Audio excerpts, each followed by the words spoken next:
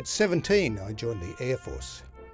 I became a firey a year later, knowing my role would be to give aircrew the best chance of surviving an aircraft crash. I could save them.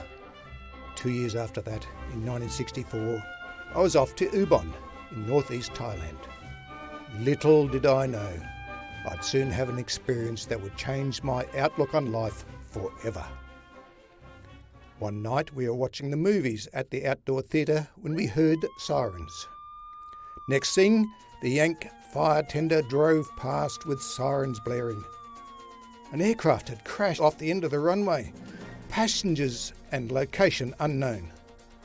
The Aussie fire crew raced to man our fire trucks with hearts pounding and uncertain anticipation. We roared down to the end of the runway ahead of the main fire tender.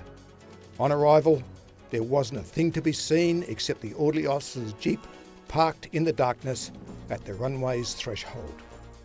The Yank corporal appeared out of the swamp like an apparition, soaking wet, shouting, "Can't get to it! Somewhere out there!" waving his hands vaguely off the end of the runway. At this, another firey and I commandeered the orderly officer's jeep.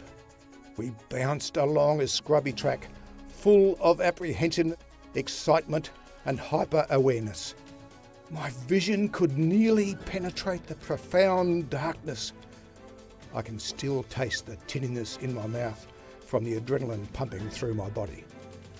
We arrived just after the Yanks. What a horrific scene. It was controlled confusion, men shouting, a pervading sweet, sickly smell and intense heat from the mangled, burning wreckage. Soon after, the remainder of the Aussie crew arrived. Once the fire was under control, we began searching. We found the casualties compacted under a bamboo clump and commenced the gruesome task of recovering them. The smell was overpowering. Thai Air Force personnel arrived and took over. I was horrified by the way they handled the casualties, just pulling them out of the burnt wreckage and throwing them onto a truck. It dawned on me. This aircraft belonged to my local Thai Air Force friends. I had flown in it with them before. My stomach heaved involuntarily. We crawled back to the base by 3 a.m. I showered and showered, trying to rid myself of the permeating smell. No matter how often my clothes were washed, the odour was still there. I never wore them again. This is when I suppressed my feelings, and they never really came back. I just got on with life. 33 years later, I realised something was wrong. Nightmares came and went, and anguish cries when sleeping were not uncommon. My family saw me as an angry, controlling person, but in my eyes, I was normal. Even though I had read about post-traumatic stress disorder, I didn't twig I was affected.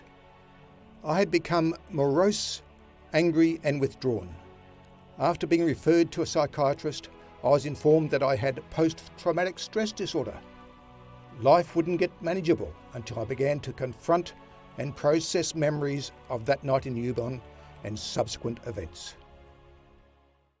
Today, 14 years on, I'm no longer naive. A wiser, calmer person is telling the story. I am still learning to deal with my issues. I've comprehended that I can't save everyone, but I could still do my job. I have learned that it is safe to live outside the self-imposed box, and this has enabled me to help others in the same boat.